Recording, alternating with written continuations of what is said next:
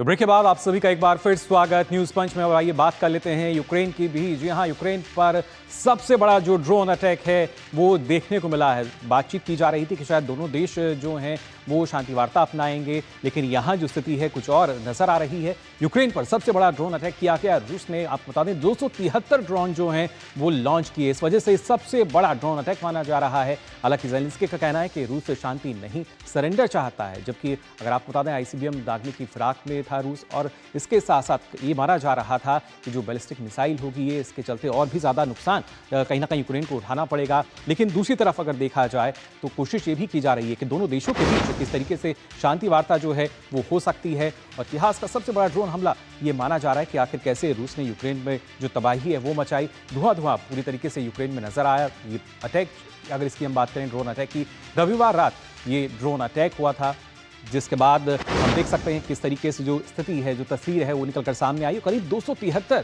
Drone जो हैं वो रशिया की तरफ से, रूस की तरफ से यहाँ पर लॉन्च किए गए थे। और इसके साथ साथ जो निशाने पर था, आपको बता दें, कीव, डोनबास और इन प्रोटेक्ट्स पर यहाँ पे कहीं ना कहीं निशाना जो था वो साधा गया था इन ड्रोन के जरिए। और हालांकि इसमें एक महिला की मौत और 3 लोग घायल होने की भी जो सूचना है वो अभी तक सामने आई है। और इस हमले में जब हम बात कर रहे हैं तो आपको बता दें, 4 साल का जो बच्चा है वो भी घायल हुआ है, वो भी जख्मी है। लेकिन कहीं ना कहीं इस बड़े ड्रोन हमले से अगर देखा जाए तो पूरा यूक्रेन जो है वो दहल उठा था। यूक्रेन की इंटेलिजेंस का ये जो दावा है उसने किया है कि किस तरीके से जो रूस है लगातार पलटवार भी कर रहा है, और कहीं ना कहीं रूस अब एक बड़ा हमला जो है वो कर सकता है। ये यूक्रेन की जो इंटेलिजेंस है उसने दावा किया है। और इस बड़े हमले में आपको बता दें, इंटरकॉन्टिनेंटल बैलिस्टिक मिसाइल दागने की तैयारी की बात कही जा रही है। यानी जब हम बात कर रहे हैं कि किस तरीके से जो बड़ा हमला है क्या वो रूस कर सकता है नहीं, और यूक्रेन की तरफ से ये एक बड़ा बयान सामने आया, वो भी ऐसे वक्त में जब हम देख पा रहे थे कि दोनों देशों के बीच शांति की बात की जा रही थी। अमेरिकी राष्ट्रपति ट्रंप जो है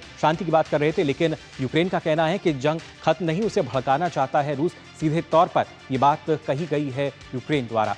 तो अगर देखा जाए अभी तक का सबसे बड़ा ये हमला माना जा रहा है। और कैसे आज का जो दिन है उसको अगर हम देखते हैं तो जंग पर जजमेंट डे की बात कही जा रही है। क्यों कही जा रही है? दरअसल ट्रंप पुतिन के बीच जो बातचीत है वो होगी। आपको बता दें, व्लादिमीर पुतिन से फोन पर इस बारे में वो चर्चा करेंगे। लगातार वो प्रयास कर रहे हैं कि कैसे दो देशों के बीच जो शांति है वो हो सकती है, लेकिन यहाँ जो स्थिति है वो कुछ और उलट नजर आई। अब ऐसे में बातचीत का जो फोकस है वो यही होगा, सीज फायर, यानी कैसे दोनों देश जो हैं वो शांति बरत सकते हैं। और 30 दिन का तुरंत बिना शर्त सीज फायर की जो बात है वो यहाँ कही जा रही है। इसके साथ साथ आपको बता दें, ट्रंप ने रूस को यहाँ चेतावनी भी दी है, और उसके साथ साथ यूक्रेन ने, आपको बता दें, जो रूस का प्रस्ताव है उसको ठुकराया है। दरअसल यूक्रेन का कहना है कि शांति प्रस्ताव नहीं, वो बल्कि एक सरेंडर है।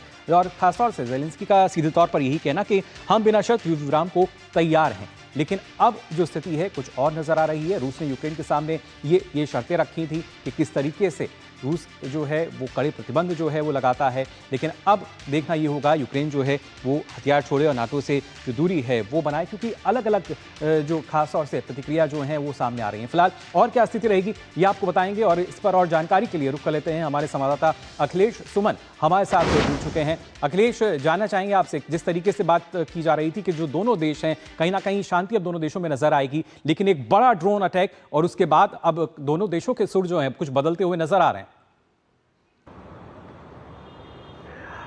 देखिए, ऐसा कहना बहुत मुश्किल है कि दोनों के सुर बदलते हुए नजर आ रहे हैं, क्योंकि देखिए, जब रूस ड्रोन से अटैक कर रहा है इसका मतलब है कि रूस चाहता है कि अपर हैंड रखते हुए वो किसी समझौते में शामिल हो। और जब उनकी बातचीत, पुतिन की बातचीत अभी ट्रंप से आज होनी है, और उसके पहले उन्होंने इतना बड़ा ड्रोन अटैक किया है, निश्चित तौर पे बहुत ज़्यादा इससे क्षति नहीं पहुंची है, लेकिन चूंकि इतना बड़ा 270 के करीब ड्रोन अटैक जब होता है तो एक बहुत बड़ा संदेश जाता है कि हम एक संदेश दे रहे हैं डोनाल्ड ट्रंप के लिए कि हम एक अपर हैंड लेके आपसे बात कर रहे हैं। तो इस तरह से पुतिन के स्टैंड में कोई परिवर्तन नहीं दिख रहा है। लेकिन अखिलेश, यूक्रेन का ये कहना कि रूस बड़ा हमला कर सकता है, और ऐसे में अमेरिकी राष्ट्रपति ट्रंप कोशिश कर रहे हैं कि दोनों देशों के बीच एक शांति वार्ता हो सके। निश्चित तौर पे पुतिन की तरफ से ये कहा जा रहा है कि जो सारे इलाके जो पुतिन के कब्जे में है, रूस के कब्जे में है, इस लड़ाई में उस सारे जगह से जो है यूक्रेन अपनी सेना को हटाए। मतलब तकरीबन 1/5 ऑफ यूक्रेन अभी रसिया के हाथ में है। तो उस सारी जगहों से यूक्रेन अपनी सेना को हटाया। अब पुतिन की सबसे बड़ी चुनौती है कि क्या वो ट्रंप को इस बात के लिए समझा पाते हैं, और ट्रंप की सबसे बड़ी चुनौती है कि वो वोलोदिमीर जेलेंस्की को इस बात के लिए समझा सकते हैं कि नहीं समझा सकते हैं, कि वो कितना कंसेशन दे सकते हैं। तो बात है बीच बीच बचाव की। इसके बीच में मिडवे क्या होगा, ये मिडवे ढूंढना ट्रंप के लिए बहुत ही कठिन काम है और उतना आसान नहीं है, क्योंकि देखिए जेलेंस्की के साथ पूरा का पूरा यूरोप खड़ा है, और जेलेंस्की को अगर इतनी ढील देनी होती तो इतना लंबा ये युद्ध चलता नहीं। 2 साल से 2022 से ये युद्ध चल रहा है, तो निश्चित तौर पे उनके भी स्टैंड जो है काफी कड़े हैं।